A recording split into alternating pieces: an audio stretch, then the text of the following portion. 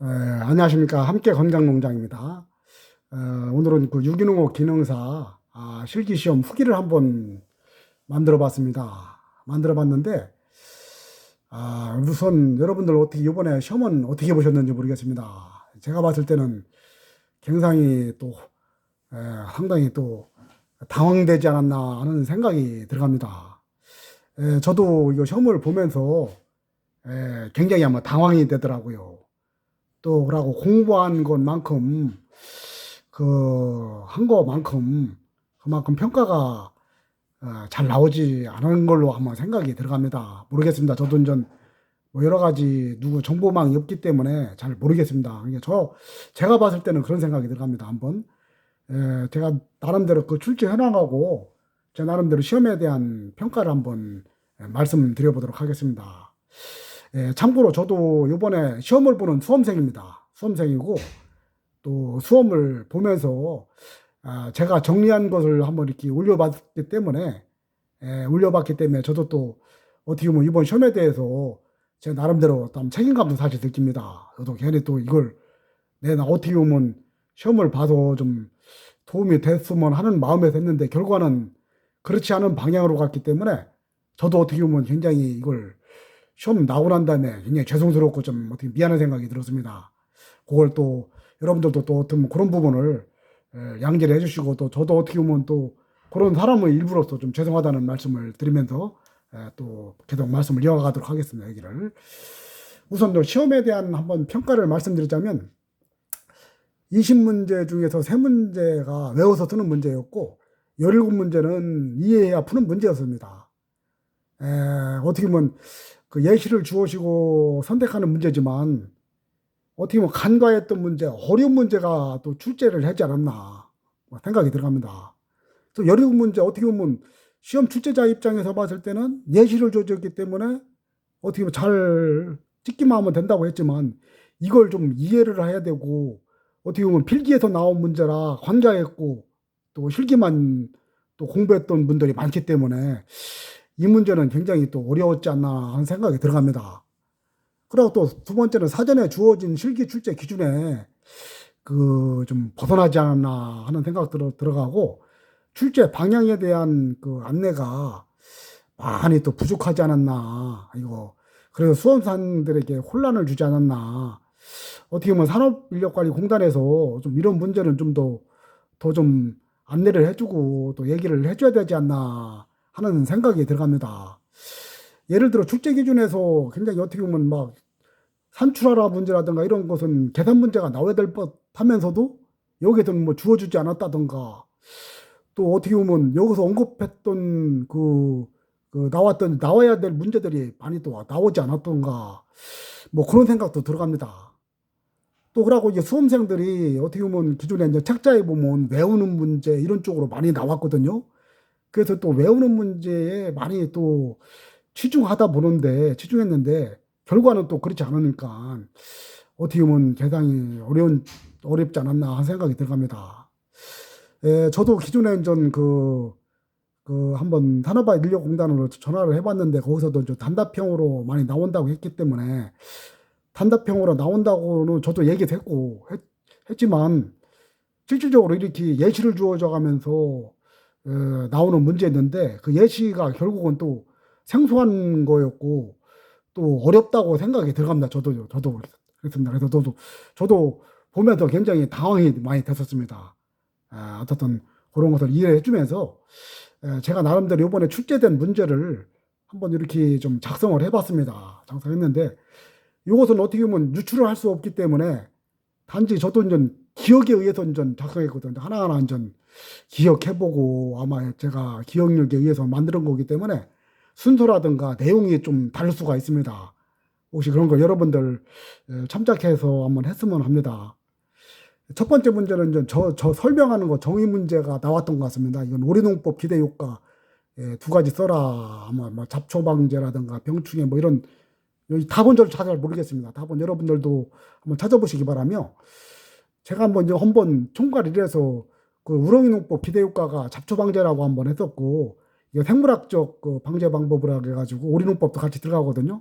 잡초 방제 그거 하고 또 다른 거 이렇게 좀 써야 되지 않나 생각 들어가고, 두 번째 이제 답전 윤환의 정의 및 기대 효과 요거 쓰라고 하는 또 문제가 출제가 됐습니다. 그리고 세 번째는 토양 피복의 효과 두 가지를 써라 뭐 이런 문제가 나오고, 저도 이것은 토양 피복이라고 해가지고 좀 당황되더라고요. 저도 어떻게 보면 초생재배 뭐 이런 걸로 생각했어요. 저도 이 문제는 좀 틀렸습니다. 그래서 그리고 네 번째 안정도가 큰 순서 식양토, 양토, 사양토, 사토 이 문제는 기존에 또 많이 언급됐기 때문에 이것은 그렇게 됐고, 그리고 다섯 번째는 천적의 종류를 예시를 주어주고 고르는 문제. 이거 포식성, 기생성, 병원성. 이것은 저도 한번 총괄 문제에서 한번 제가 언급을 했습니다. 제가 제 문제 한번 여러분들 어떻게 보면 설명하라 문제로 우리 계속 두세 개 쓰라는 문제로 쓰지 말고 아마 그 설명해주고 고르는 문제 이런 식으로 설명해주고 쓰는 문제 이렇게 해가지고 한번 제가 하라고 해가지고 요거 한번 내가 총괄 문제 언급했습니다. 요 문제는. 그래서 요것은 이렇게 그대로 나왔던 것 같더라고요. 이 문제는.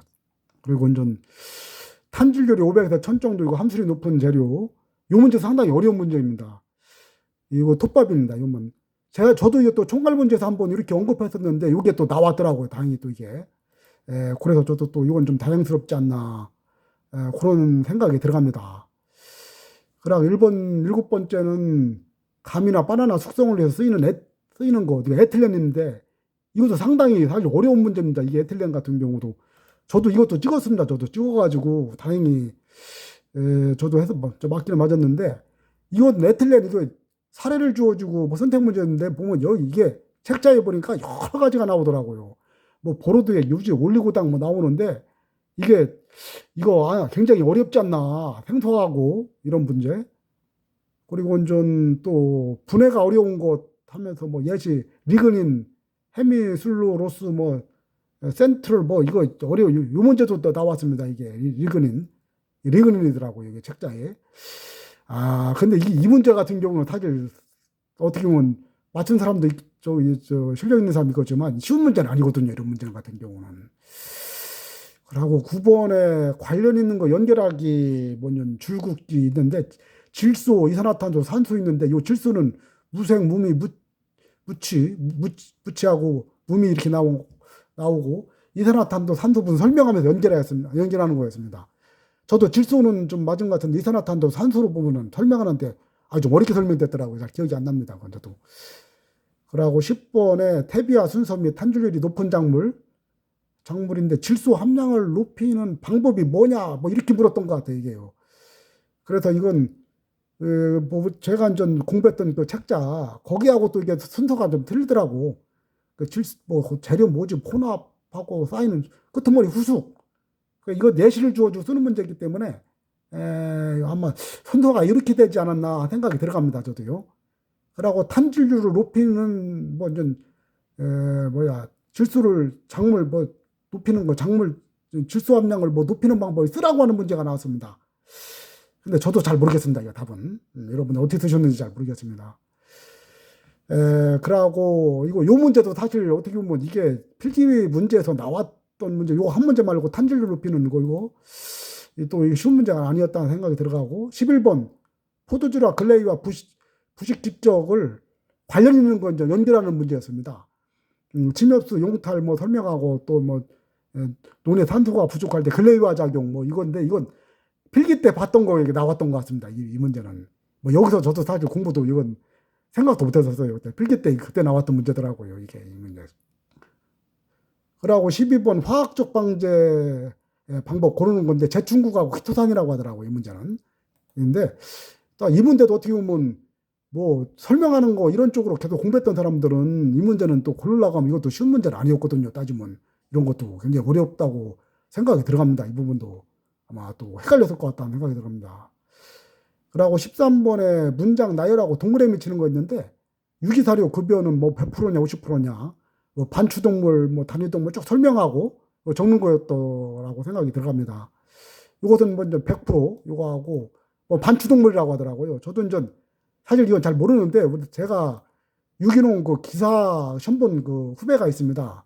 그쪽은 보니까 기사하기 때문에 어려운 공부를 많이 한 분들 했기 때문에 그 친구는 이해하는 문제이기 때문에 쉬웠다고 하더라고요. 그런 큰 공부를 하는 친구이기 때문에. 근데 아마 다른 분들은 어떻게 보면 반추동물하고 단위동물 이분도 헷갈렸잖아 생각도 들어갑니다. 그러고 13번 퇴비로 활용할 수 있는 유기재료 3개를 쓰라. 뭐 유전자 변형, 버섯, 항생물질, 견과류, 뭐 낙농부산물 여러 가지가 주어졌더라고요. 이걸 주어져 가면서 쓰라고 하는 문제여서 이 문제도 물론 이제 맞는 문제도 있겠지만 헷갈리는 문제가 있지 않았나. 아마 그런 생각도 들어갑니다. 저도 또 이제 몇 개는 맞았는데 또 틀린 것도 있다고 생각이 들어가거든요. 그러고 또 뭐뭇을 설명하고 하라고 하면서 국립농산물 품질관리원하고 농림수산식품부, 농림수산식품부를 고르는 문제였는데 이게 국립농산물 품질관리원 그게 아닌가 생각이 들어갑니다. 이게 하는데 저도 기억은 잘 안 납니다. 이것은 이게 뭐라고 설명했었는데. 그러고 이제 16번 문제는 뭐 산소 보관지 산소 함량이 높고 뭐 식물 관련 이산화탄소가 높고 낮고 이게 선택하는 문제였습니다. 이거는 산소는 낮고 이산화탄소는 높다고 이렇게 해야 답이라고 이렇게 얘기를 하더라고 얘기해요. 어떤 내용인지 보면 저도 잘 기억은 안 납니다. 그러고 관련 있는 거 연결하기 문제입니다. 뭐 이제 완충 능력이 높은 거 제올라이트도 나왔고 산전 토양을 개량하는 거 뭐 석회질 비료 뭐 질소 부족했을 때 콩가작물 연결하는 거 요 문제 한번 출제가 된 것 같습니다. 그러고 유기농산물 전환기간 다면생 작물은 최초 수확 전 3년, 파종전 2년 이것도 나오고 이 문제는 사실 내어놓으라고 했지 요 세부적으로 나온 거 이것까지는 아마 또 잘 안 더듬는 사람들도 많았지 않았나 하는 생각이 들어가더라고요. 그러고 19번에 친환경 자재를 설명하며 여러 가지 예시를 줘주면 선택하는 문제 이거 유기농산물 자재라고 하더라고요. 이거는 그냥 한번 유기농산물 자재 같더라고요. 이거 보면.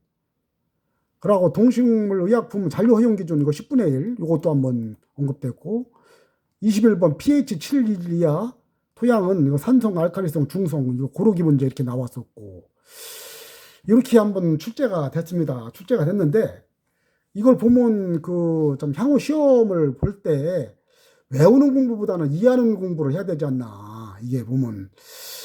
그러고 또 필기시험에서 기출 관련 출제 부분도 잘 살펴봐야 되지 않나 하는 생각도 들어가고 또 여기에서 보면 또 어렵게 보면 여러 가지 문항 중에서 뭐 좀 어렵다고 생각되는 부분 하나하나 또 이것도 한번 읽어봐야 되지 않나 그래야 맞추지 않나 생각이 들어갑니다. 그러니까 이번에 제가 이제 시험 보면서 느끼는 게 공부를 많이 했어도 이게 방향이 좀 어떻게 보면 제대로 좀 알려주지도 않고 또 그런 오픈이 되지 않아가지고 이게 좀 많이 수험생들이 고전을 많이 하지 않았나 생각이 들어갑니다. 그리고 또 책자에도 보면 우리 또 책 출판사 분들한테 말씀드리고 싶은 것은 아마 처음이기 때문에 이해가 갑니다. 이 부분은 이렇게. 근데 지금 보면 그 책자 만드는 것은 사실 별로 도움이 안 됩니다. 이건 도움이 안 되고 다음에 공부하는 분들한테는 정말 이것을 바탕으로 한번 해서 새롭게 좀 깊이 있게 출판물을 만들어야 되지 않나. 지금 별도 기존에 나왔던 책자는 커버를 하지 못하는 것 같더라고요. 내가 봤을 때는. 그러니까 새롭게 한번 요거에 맞춰서 책을 출판해야 되지 않나 생각이 들어갑니다. 한번 아마 초창기이기 때문에 저도 이해는 됩니다. 구분이 되기 때문에 그렇게 해야 되고 그러고 또 우리 농림부라든가 또 이번 시험 출제하시는 분들도 아마 이게 뭐 문제는 다 알려줄 수 있습니다. 문제 알려주는 건 되지는 않지만 그래도 좀 방향 부분을 좀 더 세심하게 좀 더 얘기를 해줘야 되지 않느냐 하는 생각도 들어가더라고요. 이번에요.